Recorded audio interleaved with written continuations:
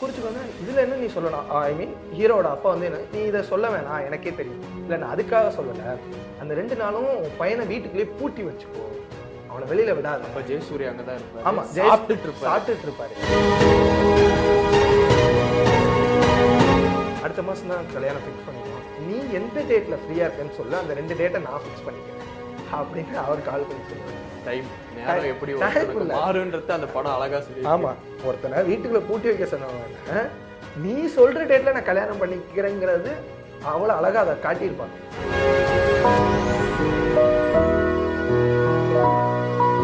இப்போ அந்த படத்தை பார்த்தா கூட நிறைய பேருக்கு இம்பாக்ட் கொடுக்குற காரணம் என்ன, அது ஜெயசூர்யா ஆக்டிங். ஒத்தால் அந்த மொத்த படத்தையும் கொண்டு போயிருப்பாரு. ஒரு ஆள் ஒன் மேன் ஷோ தான் அது.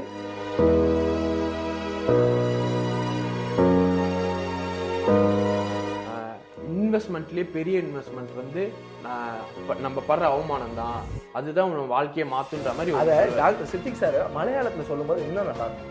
இன்சிடென்ட்டான முரளி லோகத்தில் 8 வரைக்கும் இன்வெஸ்ட்மெண்ட் அப்படின்னு அந்த டைலாக் சொல்லியிருப்பாரு. நீ அசிங்கப்பட்டா உங்கள் வாழ்க்கையில் நீ எங்கேயோ போகலாங்கிறத அழகாக சொல்லுவோம். அப்போ தான் முரளிக்கு தான் மேலே கான்ஃபிடென்ட்டே வரும், சரி நம்மளை எதாவது ட்ரை பண்ணலாம்.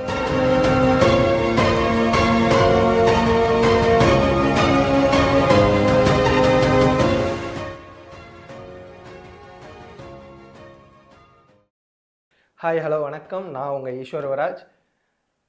நான் உங்கள் ஜெய்சிமன். இது உங்கள் ஜி சினிமாஸ். இன்னைக்கு இதான் எங்களோட first show and first episode movie discussion. இன்னைக்கு நம்ம எந்த மூவி பற்றி பார்க்க போகிறோம்னா, ஜெயசூர்யா சாரோட Vellam movie is the underrated movie. I mean ஒரு குடிகாரன் ஒரு வாழ்க்கையில் எந்த அளவுக்கு போக முடியுங்கிறத அழகாக சொன்ன ஒரு கதை. மோட்டிவேஷன் மூவி சொல்லலாம். ஆனால் மோட்டிவேஷன் சொன்னால் இப்போ இருக்க ஜென்சி கிட்டலாம் என்ன தெரியுமா நினச்சிப்பாங்க, குடிக்கிறது தான் மோட்டிவேஷன் எடுத்துப்பாங்க. அப்படி கிடையாது. ஒரு வாழ்க்கையில் ஒருத்தன் குடித்தாலும் குடும்பமே அவனை விட்டுட்டு போனாலும் அவனால் ஜெயிக்க முடியுங்கிறத காட்டுறது தான் அந்த படம். அது மட்டும் இல்லாமல் அந்த தப்பை விட்டதுக்கு அப்புறம் தான் ஹீரோ பெரிய ஆள் ஆகாது. அதுதான் முக்கியமான விஷயம். ஏன்னா இப்போ இருக்கவங்களாம் அப்படியே எதை எடுத்துக்கிறாங்களோ இல்லை தப்பான விஷயத்தை கரெக்டாக எடுத்துப்பாங்க. அது கரெக்டு தான். ஆனால் முக்கியமாக எல்லாரும் செய்கிறது வந்து தப்பான விஷயம் தான். ஆனால் அந்த படத்தில் தப்புனால ஒருத்தன் லைஃப் மாறுதுன்னா அது கரெக்டு மாதிரி இருக்கும். ஒருத்தன் தப்பு பண்ணனால தான் அவன் லைஃபே மாறி இருக்கு. அவன் குடிக்காமல் அந்த டைமில் வேலைக்கு போயிருந்தானா அவன் என்ன பண்ணியிருப்பான், நார்மலாக ஒரு நார்மல் லைஃப் வாழ்ந்துருப்பான். குடிச்சு அவனை எல்லாரும் அசிங்கப்படுத்தி அவனை அந்த இடத்துல விட்டுட்டு போகும்போது தான் அவன் லைஃப்பில் எங்கேயோ போகணும்னு தோணும். அவனுக்கு 22 கண்ட்ரியில் அவனுக்கு வந்து பிஸ்னஸ் நடக்கும். ஒருத்தன் குடிகாரன் 10 ரூபா மதிக்காத குடிகாரன், அது ரொம்ப முக்கியமான பாயிண்ட். யாரும் மதிக்காத ஒரு குடிகாரனுக்கு 10 ரூபா டீ வாங்க கூட வழி இருக்காது. அப்படி அவன் கையில் காசு இருந்தும் ஒரு டீ கடையில் போய் டீ கேட்டால் கூட அவனை மதிக்க மாட்டாங்க. உனக்கு டீ தர முடியாது, நீ வெளியில் போ அப்படின்னு சொல்கிற ஒருத்தன் சொந்த வீட்லேயும் மதிக்க மாட்டாங்க. சொந்தக்காரங்களும் மதிக்க மாட்டாங்க, சொந்த ஊருக்காரங்க மதிக்க மாட்டாங்க, யாருமே அவனை நம்ப மாட்டாங்க. ஆனால் அவனுக்கு அடுத்த ஒரு ஆஃப்டர் ஒரு சேஞ்சுன்னு சொல்லுவாங்க. அந்த சேஞ்சுக்கு அப்புறம் யாரெல்லாம் மதிக்கலையோ அவங்க ஒருத்தவங்க ஒரு சின்ன இன்சிடென்ட் சொல்கிறேன்.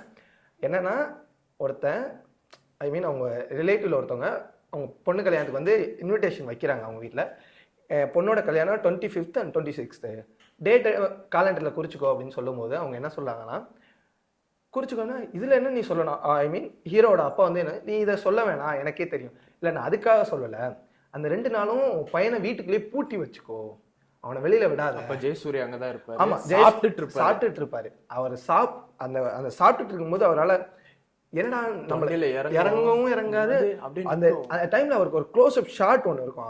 அந்த ஃபீலிங்ஸ் அப்படியே அழகா அப்படியே கடத்திருப்பாங்க அந்த சீன். இப்போ நார்மலா நம்ம வீட்டில் நம்மளை சாப்பிடும்போது நார்மலா திட்டினால நம்மளால ஏற்றுக்க முடியாத போது ஒரு ரிலேட்டிவ் நம்ம வீட்டுக்கு பத்திரிக்கை வைக்க வராங்க, வந்து அந்த கல்யாணம் அன்னைக்கு கல்யாணத்துக்கு கூப்பிடணும்னா கூட பரவாயில்ல, எனக்கு கல்யாணத்து அன்னைக்கு வெளியிலேயே வீட்டை விட்டு வெளியில விடக்கூடாது, பூட்டி வைக்கணும்னு நினைக்கிற அளவுக்கு நம்ம பண்ணிட்டோமே, அந்த ஃபீலிங்ஸும் இருக்கும். நம்மளை இவ்வளோ கேவலமாக நினைக்கிறாங்களேங்கிற ஃபீலிங்ஸும் இருக்கும். அதை மாத்துற மாதிரி கடைசியில் இதான் ஃபைனல் மூவியோட எண்டு.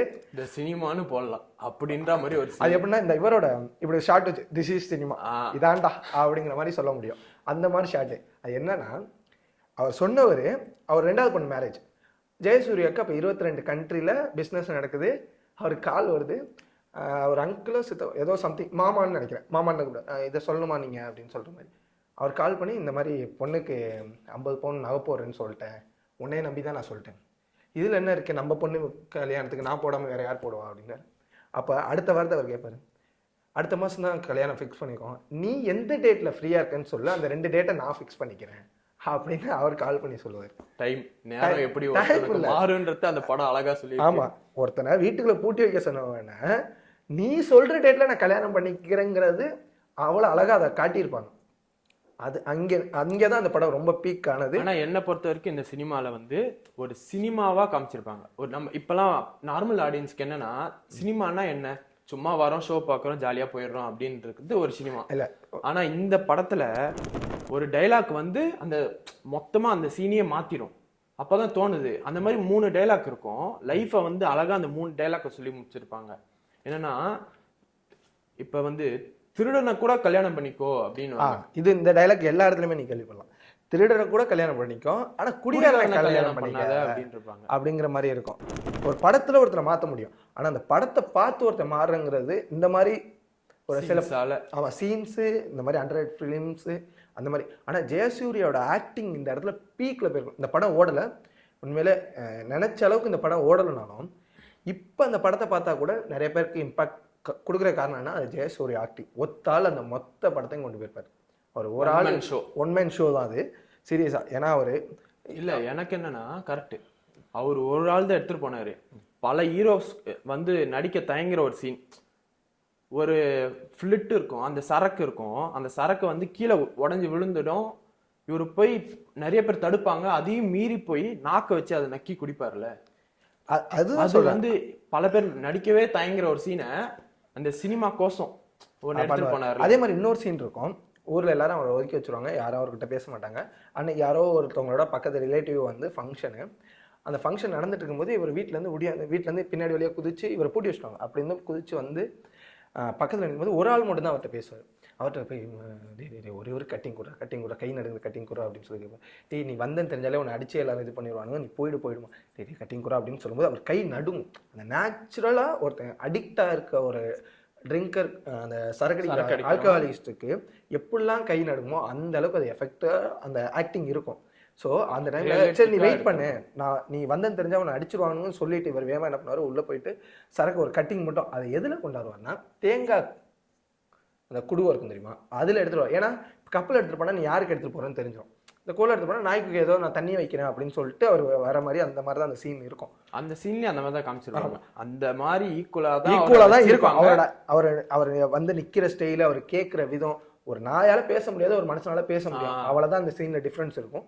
ஸோ அந்த டிஃப்ரென்ஸை அழகாக அந்த இடத்துல காட்டியிருப்பாங்க. ஒரு நாய் தான் நீ, இப்போ உன்னை வந்து ஒரு நாய் மாதிரி தான் எல்லாரும் பார்க்குறாங்க. நீ எதனால, ஒரே ஒரு குடி, ஒருத்தன் வாழ்க்கையை ஒரு குடி எவ்வளவுக்கு மாற்றிருக்குன்னா அந்த ஒரு சீனில் தெரியும். அவன்கிட்ட உண்டாந்து அந்த தண்ணியை வைக்கும்போது அவன் அதை எடுக்கிறதுக்கு அவனோட ஈகோ ஒன்று இருக்கும். அவனுக்குள்ள எவ்வளோ பெரிய குடிகள் ஈகோ தடுக்கும், ஆனால் குடி அவனை அதை எடுக்க சொல்லும். அந்த மாதிரி அந்த அழகாக அந்த கண் ரியாக்ஷனு, அவரோட பாடி லாங்குவேஜ் பீக்கில் இருக்கும் அந்த ஒரு சீனு. அதுக்கடுத்து இன்னொரு சீன் சொன்னோன்னா அதிலே இதில் நீங்கள் சொன்ன மாதிரி அடிக்ட் ஆனவன் எந்த அளவுக்கு இறங்கி போவான் அப்படின்றது இந்த சீன் காட்டுது. இதே மாதிரி இன்னொரு சீனு இந்த படத்தில் இருக்குது.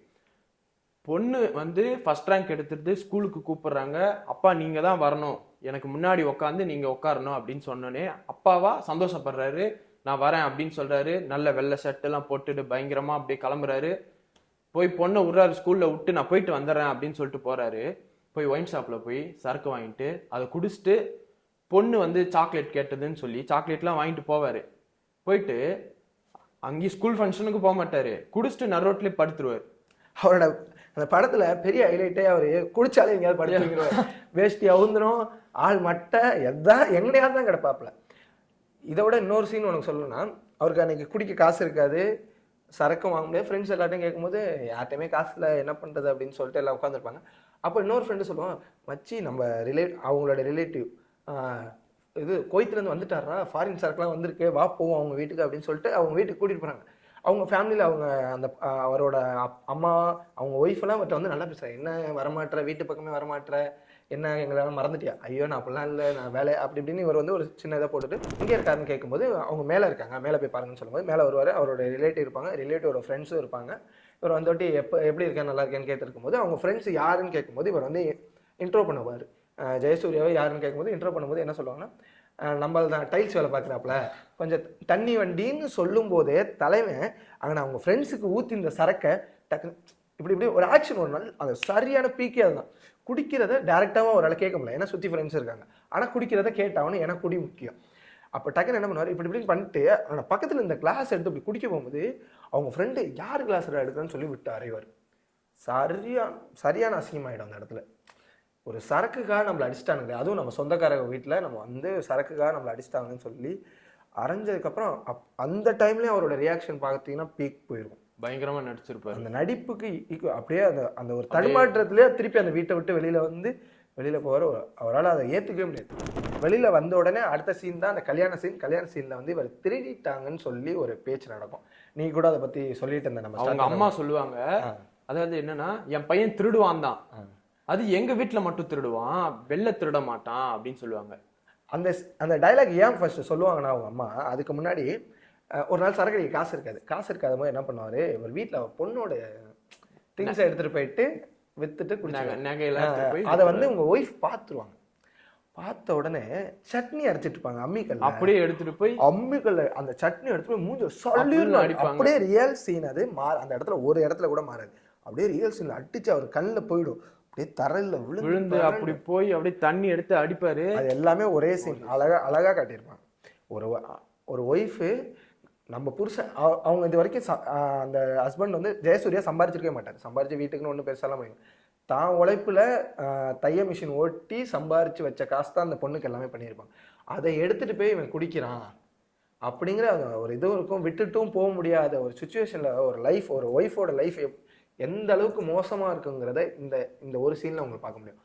அதே ஒய்ஃபு இவ்வளவு கஷ்டப்பட்டு எல்லாம் பண்ணி இவனை பார்த்துக்கிட்டு ஒரு டைம்ல விட்டு போயிடுவாங்க. ஆமா, குடும்பமே விட்டுட்டு போய் யாருமே இல்லாம இருப்பாரு. இல்லாதப்ப அப்போ ஒரு ஃப்ரெண்டு வந்து அந்த ஃப்ரெண்டு வந்து ரொம்ப நாளா அவர் கூட இல்லை, நீங்க ஏதோ வெளியில இருந்து வந்து நீ என்ன மச்சான் எப்படி இருக்குன்னு கேட்கும்போது அப்பதான் ஜெயசூர்யா எல்லாத்தையுமே ரியலைஸ் பண்ணுவார். நம்ம லைஃப் இந்த அளவுக்கு ஆயிடுச்சு அப்படின்னு சொல்லி விட்டுறணும்னு நான் ட்ரை பண்றேன் மச்சி, ஆனா என்னால விட முடியல, என்னால அதை ஃபீல் பண்ண முடியுது, என்னால விட முடியலன்னு சொல்லும் போதுதான் இவர் வந்து நான் ஒரு இடத்துக்கு உன்னை வேலைக்கு சேர்த்து விட்றேன் அப்படின்னு சொல்லி ஒரு இடத்துக்கு கூட்டிகிட்டு போவார். அது வந்து அவர் ஆசிரமம். அங்கே கூட்டிகிட்டு போய் ஆனால் அவரை கூட்டிகிட்டு போனது ட்ரீட்மெண்ட்காண்டி, ஆனால் வேலைக்குன்னு சொல்லி கூட்டிகிட்டு போய் அங்கே சேர்த்து விடுவாங்க. சேர்த்து விடும்போது ஆனால் இங்கே ஒரு வித்தியாசம் இருக்குது. இந்த சினிமாவில் எல்லா சினிமாலையும் ஹீரோவாக இருந்தாலும் சரி யாராக இருந்தாலும் சரி மாற்ற போகிறாங்கன்னா எடுத்துகிட்டு போய் ஒரு பேஷண்ட்டாக சேர்ப்பாங்க. ஆனால் இங்கே ஒரு வேலைக்கு சேர்க்குறாங்க. அது வேலை, ஏன்னா அவனை ஒரு அவன் குடிக்கிற நிப்பாட்டிடுறேன்னு அவன் சொன்னான். அதனால தான் அவனை வேலைக்கு சேர்த்துக்கிட்டாங்க. என்னால் குடிய விட முடியாதுன்னு சொன்னால் அவர் சேர்த்துருக்க மாட்டார்.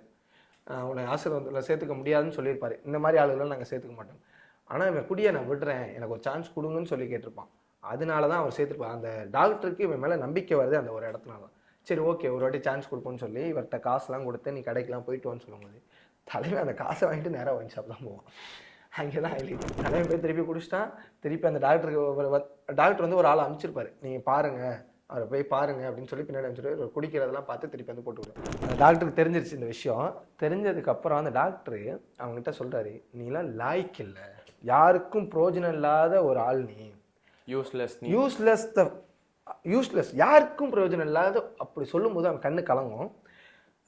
அப்போ ஜெயசூரியோட ஆக்டிங் சொல்ல தேவையில்ல, சேம் தான். படத்து ஃபுல்லாக காட்டியிருப்பாரு நான் யாருங்கிறத. அந்த 100 ஃபிலிமில் அவரால் அந்த அளவுக்கு ஒரு ஆக்டிங் அந்த படத்தில் பண்ணிக்க முடியுமா யாராலையும் முடிஞ்சது. சீனுக்கு அப்புறம் ஒரு மாற்றம், அந்த சீனுக்கு அப்புறம் ஒரு மாற்றங்கிறதுக்கு முன்னாடி அந்த சீனே அந்த இடத்துல இன்னும் முடியலை. அதுக்கப்புறம் டாக்டர் இவர் மேலே உள்ள கோவத்தில் ரூம்குள்ளே போயிடுவார். டாக்டர் ரூம்குள்ளே ஜெயசூர்யா போயிட்டு சார் என்னை மன்னிச்சிருங்க ப்ளீஸ் சார், எனக்கு சான்ஸ் கொடுங்கன்னு சொல்லும்போது அப்போ டாக்டர் ஒரே ஒரு விஷயம், டாக்டர் வேற யாரும் இல்லை, நம்ம மலையாள ஆக்டர் சித்திக் அவர் தான். ஓகேவா, அவர் டாக்டர் சொல்கிறாரு, நீ வந்து உன்னை நம்புகிறேன், நான் நம்பணும்னா உன்னைய நம்புகிற ஒரு ஆளை நீ போய் கூட்டிகிட்டு வா, உன்னை நம்புகிற ஒரு ஆளை நீ கூட்டிகிட்டு வா, நான் இப்போ உன்னை நம்புகிறேன் அப்படின்னு டாக்டர் சொல்லிட்டார். ஜெயசூர்யா சாரும் வெளில போயிட்டாங்க. அடுத்த சீனே வந்து ஜெயசூர்யா சார் வந்து அந்த டாக்டரோட நம்ம சித்திக் சாரோட வீட்டில் போய் நிற்கிறாரு. நின்றுட்டு அப்போ தான் ஜெயசூர்யா சார் சொல்கிறாரு, யாரும் வரமாட்டாங்க எனக்காண்டி, யாரும் வரமாட்டாங்க, நான் ஒரு குடிகாரன், என்னை நம்பி யார் வருவா அப்படின்னு சொல்லி பேசுவார். ஜெயசூர்யா சார் அழுதுருவார், அவர் கண்ணு கலங்கிடும். ஸோ அப்போ தான் ஜெயசூர்யா சித்திக் அவரோட அந்த படத்தில் டாக்டரோட ஒய்ஃப் வந்து ஒரு ட்விஸ்ட், அவங்க வந்து உங்கள் மனைவியோட நம்பர் கொடுங்க அப்படின்னு கேட்பாரு. அப்போ ஜெயசூர்யா சார் சொல்லுவார், அவங்க வரமாட்டாங்க, போயிட்டாங்க, அவங்க இனிமேலே வரமாட்டாங்கன்னு சொன்னார். இல்ல நீங்க கொடுங்கன்னு சொல்லி நம்பரை வாங்கி டாக்டர் பேசுவாரு. சித்திக் சார் பேசுவார், நீங்க வாங்க அப்படின்னு சொல்லும்போது, நான் இல்லை அந்த ஆள் கூட என்னால் வாழவே முடியாது அப்படிங்கிற வாழ்க்கையே வெறுத்துட்டேன், குடிகாரன் கூட வாழ்ந்து இப்பதான் நான் நிம்மதியா வாழ்றேன்ற மாதிரி சொல்லுவாங்க. ஆமா. ஆனா சித்திக் சார் என்ன சொல்லுவார்னா, நீ ஒரு வாட்டி ஹாஸ்பிட்டல் வா, நான் பேசுவோம், அதுக்கப்புறம் உனக்கு பிடிக்கலன்னா நீ நான் சொல்கிறத நீ கேட்க வேணாம் அப்படின்னு சொல்லி சித்திக் சார் சொல்லிடுவார். சித்திக் சார் வந்து அவங்க ஒய்ஃபை வர சொல்கிறாங்க, வர சொல்லி ஹாஸ்பிட்டலில் உட்காந்து பேசுகிறாங்க. அப்பையும் ஜெயசூர்யா சாரோட ஒய்ஃப் வந்து சொல்கிறாங்க, ஒய்ஃப் வேறு யாரும் இல்லை, சமிக்தா மேனன், மலையாள ஆக்டர், நல்லா தெரிஞ்சிருக்கும் எல்லாருக்கும். அவங்க சொல்கிறாங்க, இல்லை இந்த ஆள் கூட என்னால் வாழ முடியாது, இந்த ஆளுக்கு நான் எந்த ஹெல்ப் பண்ண மாட்டேன், நீங்கள் கூப்பிட்டதுக்காக தான் வந்தேன் அப்படின்னு சொல்லும்போது திருப்பி சித்திக் சார் சொல்கிறாரு, நீ ஒரு வாட்டி வாய்ப்பு கொடு, எனக்காக ஒரு வாய்ப்பு கொடு அவருக்கு, நான் அவனை மாற்றி காட்டுறேன்னு சொல்லி ஜெயசூர்யா சாரை சித்திக் சார் அந்த ஒரு பாட்டு, அப்போ தான் ஒரு பாட்டு ஸ்டார்ட் ஆகும், ஒரு 3 நிமிஷம் சாங். நம்ம எப்பயும் போல தான் சரத்குமார் படம் மாதிரி ஒரு சாங்கை போட்டு அந்த சீனெல்லாம் ஓட்டிட்டாங்க. ஓகேவா, ஓட்டி திருப்பி ஜெயசூர்யா சார் ட்ரிங்க்கெல்லாம் விட்டுட்டு வெளியில் ஒரு புது மனுஷனாக வராரு. அது வரைக்கும் அவர் லைஃப்பில் அசிங்கப்பட்டிருக்காரு, ஆனால் குடிச்சு தான் அவர் அசிங்கப்பட்டிருக்காரு. அதனால அந்த குடி மேட்டர்லாம், அந்த குடியில் வந்து அவருக்கு அந்த அசிங்கம் பெருசாக தெரியாது, குடி தான் அவருக்கு முக்கியம், எனக்கு குடி தான் முக்கியம் தெரிஞ்சவர். முதல்ல குடிக்காமல் சொந்த ஊருக்குள்ள வந்து ஒவ்வொருத்தனையும் பார்க்கும்போது அவருக்கு அப்போ தான் அவர் என்ன லைஃப், அவரோட லைஃப் இத்தனை வருஷமாக என்ன வாழ்ந்திருக்கேன்னு அந்த இடத்துல தெரியும். முதல்ல அவர் பார்க்க போகிறது அவங்க ஃப்ரெண்ட்ஸை, அவர் ஃப்ரெண்ட்ஸை பார்க்க போவாங்க, அசிங்கப்படுத்துவாங்க. ரெண்டாவது இன்னொரு க்ளோஸ் ஃப்ரெண்டு, அவன் கூட குடிக்க வச்ச காரணமே அவன் தான். அவனே கடைசியில் மதிக்க மாட்டான் அந்த இடத்துல, அவனும் மதிக்காமல் போவான். அவன் வீட்டுக்கு சரி இவங்க யார் தான் மதிக்கல, நம்மளுக்கு நம்ம வீடு இருக்குன்னு நினச்சி வீட்டுக்கு போவான். வீட்டுக்கு போனால் வீட்டை விற்றுருப்பாங்க ஆல்ரெடி இவங்க மரத்துக்குள்ளே. விற்றவர் அந்த விற்றவர்கிட்ட ஒரே விஷயம், ஏன்னா அவர் அங்கே ஹாஸ்பிட்டலில் வந்ததுலேருந்து எதுவும் சாப்பிட்ருக்க மாட்டார். அப்போ அந்த வீடு வாங்கினவர்கிட்ட இவர் ஒரு விஷயம் கேட்பார், எனக்கு அந்த இளநி மட்டும் ஒன்று தரியா அப்படின்னு சொல்லி கேட்கும்போது, வெள்ளம் வேணும், எனக்கு கொஞ்சம் தண்ணி வேணும், கோகோனட் கொடு அப்படின்னு சொல்லிக்கணும். இவர் சொல்லுவார், என்ன காலையில் நீ என்ன இளநி தான் குடிக்கிற, தண்ணியை போய் குடுறா அப்படின்னு சொல்லி சரக்கை குடிக்க சொல்லுவார். அங்கே அந்த இடத்துலையும் பீக், அந்த இடத்துல கிளாஸை காமிச்சிருப்பாங்க, கீழே அந்த அந்த ஓனர் ஆல்ரெடி குடிச்சிக்கிட்டு தான் இருப்பாரு, நீ போய் சரக்கடி, நீ என்ன இளநி குடிக்கிற அப்படின்னு சொல்லுவார். அப்போதான் எனக்கு ஒரு விஷயம் என்ன தோணுச்சுன்னா, ஒருத்தன் மாறினாலும் மாறலனாலும் இந்த உலகம் அவனை எப்பயுமே அப்படிதான் பார்க்கும். சொசைட்டி நீ முன்னாடி எப்படி இருந்த அதுதான் கடைசி வரைக்கும். நீ குடிக்கிறனா குடிச்சவன் தான், நீ குடிகாரன்னு சொல்லிக்கிட்டே இருப்பான். ஸோ இந்த உலகம் ஒருத்தனை என்னைக்குமே நம்பாது. ஒருத்தன் மாறணும்னு நினைச்சானா அவனை மாத்தாம கண்டினியூவா வச்சுக்கிறது இந்த சொசைட்டி தான். அது இந்த சொசைட்டி என்னைக்கு மாறுதோ அன்னைக்கு அவன் தனிப்பட்ட ஒருத்தன் மாறலன்னு சொல்றது, முதல்ல சொசைட்டியை மாத்தி தான் மாறிக்கிறேங்கிறது. ஆனா அங்க மாறுறத பக்கத்து வீட்டுல இருக்க ஒருத்தவங்க வந்து சாப்பாடு எடுத்துட்டு வந்து அவர் பக்கத்துல வைப்பாங்க. அதுவுமே ஒரு எப்படி சொல்றேன், பரிதாபமா, என்னாவே அந்த குடிகாரன் நினப்பு இருக்கும், இருந்தாலும் நம்ம பக்கத்து வீட்டுக்காரன், நம்ம கூட சின்ன வயசுல இருந்து இருந்தவங்கிற ஒரு அவங்க வந்து பேச மாட்டாங்க, நீ நல்லா இருக்கேன்னு கூட கேட்க மாட்டாங்க, சாப்பாடு வச்சுட்டு அந்த சீனும் அந்த ஃபர்ஸ்ட் சீன் மாதிரி நாய்க்கு வைக்கிற மாதிரி அதே மாதிரிதான் வச்சிருப்பாங்க. அப்பதான் அவர் ஏஞ்சி மனம் வெறுத்து போய், வெறுத்து இல்ல போங்கடா நான் மாறல என்னைய மதிக்க மாட்டேன்னு தெரிஞ்சிருச்சுன்னு சொல்லிட்டு நேராக போய் கிணத்துல குடிச்சு சூசைட் ட்ரை பண்ணிடுவேன். அப்போதான் அந்த பீக் திருப்பி டாக்டர் அங்கேருந்து திருப்பி சித்திக் சார், இவனடா எத்தனை வாட்டி தான் அவனை காப்பாற்றுறேன்னு திருப்பி வருவார். சித்திக் சார் வந்து ஹாஸ்பிட்டலில் அப்போ தான் முக்கியமான அவங்க இத்தனை நாள் அவர் சொல்லாது, அப்போ சொல்லுவார், அவன் நல்லவன் தான் அப்படின்னு சொல்லி அவங்க ஃபேமிலி கிட்ட, நீங்க தான் மாறல, அவன் சீக்கிரமா மாறிட்டான், நீங்க மாறி இருந்தா அவனும் இப்ப நேரத்துக்கு வாழ்க்கையில முன்னேறி இருப்பான்ற மாதிரி அவர் சொல்லுவாரு. ஏன்னா அவங்க குடும்பத்துல யாருமே மாறல, அவனை வந்து முதல்ல எப்படி பார்த்தாங்களோ கடைசி வரைக்கும் அவனை அப்படியே தான் பாக்குறாங்க. அவங்க ஒய்ஃப் மாறினாங்க, ஆனா அவங்களும் முழுசா மாறல, அந்த வலி இருந்தது, அதுதான் வெளிப்பாடா சூசைட் ஆகும் அப்படின்னும் போது டாக்டர் வந்து நீங்களும் மாறணும், அவங்க மட்டும் மாறது சேஞ்ச் கிடையாது, சுத்தி இருக்கவங்களும் மாறினாதான் அந்த சேஞ்ச் இருக்கும்னு அந்த இடத்துல சொல்லுவார். அடுத்த சீனே அவர் சொல்லி முடிச்ச உடனே 5 மணிக்கு தலைமை எப்பயுமே குடிக்க எந்திரிப்பான். அதனால் முதல்ல வாழ்க்கையில் 5 மணிக்கு எந்திரிச்சு வேலை தேடுறதுக்காக அலைவான். அவனும் எல்லா இடத்துக்கும் வேலை தேடி அலைவான். எங்கேயும் அவனுக்கு வேலை கொடுக்க மாட்டாங்க, எந்த உள்ளூரில் கொடுக்கல ஓகே, ஆனால் வெளியூர்லேயே அவனுக்கு வேலை கிடைக்காது. நீ இதுக்கு முன்னாடி என்ன பண்ண கேட்டு அவனுக்கு வேலை கிடைக்காது. இப்போ திருப்பி டாக்டருக்கு ஒரு கால் பண்ணுவார், என்ன பண்ணுறேன்னு தெரியாமல் டாக்டருக்கு கால் பண்ணி, சார் எனக்கு முடியலை, என்னால் என்ன பண்ணுறேன்னு எனக்கு தெரியலும் போது டாக்டர் ஒன்று சொல்லுவார், அது உனக்கு நல்லா தெரியும். டாக்டர் சொல்லுவார், இன்வெஸ்ட்மெண்ட்லேயே பெரிய இன்வெஸ்ட்மெண்ட் வந்து நம்ம படுற அவமானம் தான், அதுதான் உன் வாழ்க்கையை மாத்துன்ற மாதிரி. அதை டாக்டர் சித்திக் சார் மலையாளத்தில் சொல்லும்போது இன்னும் நல்லா இருக்கும். அது சித்திக் சார் மலையாளத்தில் சொல்லும்போது இன்னும் சூப்பராக சொல்லியிருப்பார். எப்படின்னா, இன்சிடென்ட்டான முரளி லோகத்திலே 8 வலிமை இன்வெஸ்ட்மெண்ட் அப்படின்னு அந்த டைலாக் சொல்லியிருப்பார். நீ அசிங்கப்பட்டா உன் வாழ்க்கையில் நீ எங்கேயோ போகலாங்கிறத அழகாக சொல்லும்போது அப்போதான் முரளிக்கு தான் மேலே கான்ஃபிடென்ட்டே வரும், சரி நம்மள ஏதாவது ட்ரை பண்ணலாம் அப்படிங்கிறது. அப்போதான் அந்த ஹீரோக்கு நம்மளால ஏதாவது பண்ண முடியும்னு சொல்லி திருப்பி ட்ரை பண்ணலான்னு தான் எனக்கு இது ஞாபகம் வருது. ஹீரோ வந்து ஒரு வாட்டி குடிக்கிறதுக்கு காசு கேட்டு அவர் ஃப்ரெண்டு ஓட ஃபேக்ட்ரிக்கு போவார். அந்த ஃபேக்ட்ரி வந்து இந்த செங்கல்லாம் ரெடி பண்ணுற ஃபேக்ட்ரி. போனோடனே குடிக்க காசு கேட்டோன்னே அவர் ஃப்ரெண்டு என்ன சொல்லுவார், என்கிட்டயே காசு இல்லை, வேலை செய்யறதுக்கு ஆள் இல்லை, அப்படி எல்லாரும் கிளம்பி போயிட்டாங்க, வேலை செய்கிறவங்க இதுக்கு மேலே நான் வேலை செய்ய மாட்டேன் கிளம்பி போயிட்டாங்க, என்கிட்ட காசு இல்லை அப்படின்னோடனே ஹீரோ வந்து குடிச்சே ஆகணுன்ற வெறி. அந்த வெறி எப்படி, அந்த வெறி என்ன ஆகுதுன்னா, நான் வேலை செய்கிறேன்னு சொல்லி அவர் போய் அவங்க பெரிய ஒர்க்கர்ஸ் இருக்க இடத்துல ஒரு 4 பேர் 5 பேர் செய்ய வேண்டிய வேலை 6 மணி நேரம் கிட்ட அந்த வேலை ஆகுதுன்னா, இவர் 2 மணி நேரம் 1 மணி நேரத்துலேயே அந்த வேலையை சீக்கிரமா முடிச்சிட்டாரு. அதாவது அவர் தேவைக்கு அந்த குடிதான் அவரோட நேச்சுரல் ஒர்க் அது. ஆனா குடிக்காண்டி அதை பயன்படுத்தினார். ஆனா அதுதான் அவர் வாழ்க்கையை மாத்தினார் கடைசியில. அதே அவர் அன்னைக்கு பண்ண அந்த ஒரு சின்ன இன்ட்டு தான் அவர் லைஃப்ல மாறுங்கிறது அவருக்கு எனக்கு தெரியல. அவர் வந்து இப்போ என்ன பண்ணுவார்னா, டைல்ஸ், சரி நம்ம டைல்ஸ் அதெல்லாம் விற்போம்னு சொல்லி அந்த பிஸ்னஸ் ஸ்டார்ட் பண்ணுவார். ஸ்டார்ட் பண்ணும்போது அந்த நார்மலாக எல்லாரும் கேட்லாக் வச்சிருக்கதை எடுத்துகிட்டு போயிட்டு ஒரு பெரிய இன்வெஸ்டர்கிட்ட போயிட்டு காட்டுவார். இந்த மாதிரி அவர் என்ன சொல்லுவார்னா, இது எல்லாமே நார்மல், நீ காட்டுற எல்லாமே எல்லா கம்பெனிலேருந்து கொடுக்குறது, எல்லா டிஸ்ட்ரிபியூட்டரும் கொடுக்குது, உன்னால எனக்கு என்ன யூனிக்காக கொடுக்க முடியும்னு அவர் ஒத்த வார்த்தை அவர் கேட்டுருப்பார். அப்போ தான் தலைவனுக்கு ஒரு ஐடியா வரும். மண் தண்ணி, அது வந்து கேரளாவில் அது ரொம்ப அந்த அந்த பாறை வந்து ரொம்ப ஃபேமஸ். அது என்ன பேர்னு எனக்கு கரெக்டாக தெரியல. ஆனால் அந்த பாறையை அழகாக வெட்டி ஒரு சின்ன ஒரு சாக்லேட்டு நம்ம பேப்பர் சுற்றி சாக்லேட் கவர், அது பார்க்குறதுக்கு சாக்லேட் மாதிரி இருக்கும், கடிச்சு சாப்பிடலாங்கிற மாதிரி இருக்கும். அந்த கல் டார்க் சாக்லேட் மாதிரி, டார்க் சாக்லேட் கூட இருக்காது, அது ஒரு மாதிரி வித்தியாசமாக இருக்கும். அந்த சாக்லேட் அந்த மாதிரி ஒரு அழகாக ஒரு ஃபஸ்ட் டைம் அவர் பண்ணி அவர்கிட்ட எடுத்துகிட்டு போய் காட்டுவார். முதல்ல சார் நீங்கள் அன்றைக்கி கேட்டீங்க, நான் ஒன்று கொண்டாந்துருக்கேன் நீங்கள் பாருங்கள் அப்படின்னு சொல்லுவார். என்னன்னு கேட்கும்போது, சார் நம்ம எல்லாருமே வெயில் காலத்தில் ஏசி வேணும்னு சொல்லி ஏசி போடுறோம், ஆனால் இந்த கல் இருந்தால் நம்ம வீடே கூலிங்காக இருக்கும். காரணம் என்ன, இது மண் தண்ணி கலந்தது. நம்ம கேரளாவில் எல்லா இடத்துலையும் இந்த நீங்கள் அதை பார்க்க முடியும், ஏன்னா குளம் ஏரி எல்லா இடத்துலையுமே இந்த கல் இருக்கும் மோஸ்ட்லி.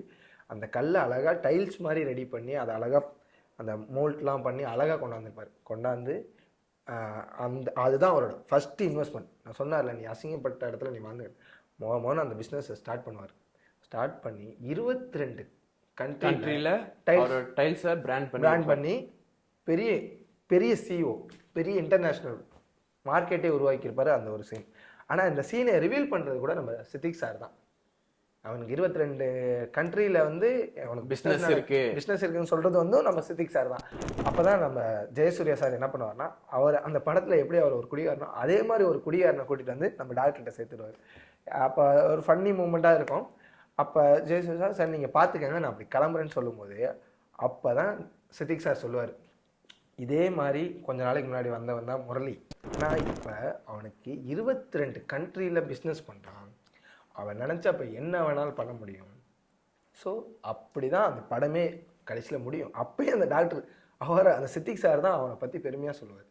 அதுக்கப்புறம் தான் நான் அந்த ஸ்டார்டிங்கில் சொன்ன சீன் கடைசியில் நடக்கும்.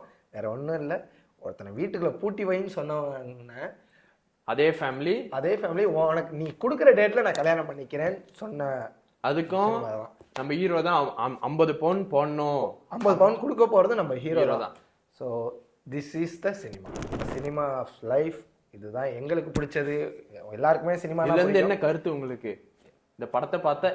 இதுதான்ப்பா நான் எனக்கு சொன்னால் 2 மணி நேரம் நல்லா போணுச்சுப்பா பார்த்தேம்மா அந்த மாதிரி நான் சொல்லுவேன். ஆனால் உண்மையாக சொல்ல போனால் ஒரு இது அப்பா பொண்ணு கதையாகவும் சொல்ல முடியும், ஹஸ்பண்ட் ஒய்ஃப் கதையாகவும் சொல்ல முடியும், ஒரு ஃபேமிலியோட கதையாகவும் சொல்ல முடியும், ஒரு தனிப்பட்டவன் தான் வாழ்க்கையில் எவ்வளோ அசிங்கப்பட்டு முன்னேற முடியுங்கிறதையும் சொல்ல முடியும். நான் எப்படி பார்க்குறேன்னா, இந்த சொசைட்டி என்ன காட்டுது அப்படின்றது இந்த சினிமா அழகாக காமிச்சிருக்கும். எல்லாருக்கும் தனிப்பட்ட வாழ்க்கையில் ஏதோ ஒரு பிரச்சனை இருக்கும், அது தனிப்பட்ட வாழ்க்கை. சரி, அவன் வந்து வெளில வந்து அந்த தப்பு பண்ணுறானா, ஓகே, அவன் திருந்துறதுக்கான மறுவாய்ப்பு நம்ம உருவாக்குறோமா, அதுவும் பெரிய கேள்விக்குறி. அதுக்கப்புறமா அவன் திருந்திட்டான், அதுக்கப்புறமாவும் அவனை நம்ம எப்படி பார்க்குறோன்றது இருக்கு. அவனை திருப்பி அதே லெவல்லையே வச்சு அவனை அசிங்கப்படுத்தி அவமானப்படுத்தி அவனை அதே லெவலில் வைக்கும் போது அவனுக்கு திருந்தணுன்ற எண்ணமே வராது. கடைசி வரைக்கும் அவன் எப்படி இருப்பான்னா, சரி இது தப்பு பண்ணிட்டே போயிடலாமே, நம்ம எதுக்கு இப்படி ஒழுங்கா இருக்கணும்ன்ற மாதிரி இருக்கும். ஆனா இந்த படம் கடைசியில எப்படி அதை மாத்துது, அவங்க ஃபேமிலி சப்போர்ட் பண்ண ஒரே காரணத்தினால தான் ஹீரோ திரும்பி வந்தாரு. அதுக்கப்புறம் பெரிய பிஸ்னஸ் மேன். நான் என்ன சொல்லுவேன்னா, அந்த டாக்டர் சார் அவரோட நம்பர்னால தான் ஃபர்ஸ்ட் டைம் மாறினார். ஸோ எல்லார் லைஃப்லேயும் ஒரு மோட்டிவேஷன் வச்சுக்கோங்க, மோட்டிவேட் பண்ணிக்கோங்க. ஒருத்தரை ஒரு வாட்டி ஏமாத்திட்டாருன்னா இன்னொரு வாட்டி நம்புங்கன்னு சொல்ல மாட்டேன், நம்ம அது அவங்க தனிப்பட்ட இருப்போம். ஸோ நீங்கள் உங்கள் லைஃப்பை உங்களுக்கு பிடிச்ச மாதிரி வாழுங்க. ஸோ நிறைய 100 ஃபிலிம்ஸ் இன்னும் நிறைய பார்க்க போகிறோம். இதான் எங்களோட ஃபர்ஸ்ட் ஷோ, ஃபர்ஸ்ட் எபிசோட். நான் முதல்ல கேமராக்கு முன்னாடி நிற்கிறது இன்னைக்கு தான். ஸோ சீக்கிரமாகவே நம்ம அடுத்த எபிசோடில் சந்திப்போம். நான் உங்கள் ஈஸ்வர் யுவராஜ். நான் உங்கள் ஜெய்சிமன். தேங்க்யூ.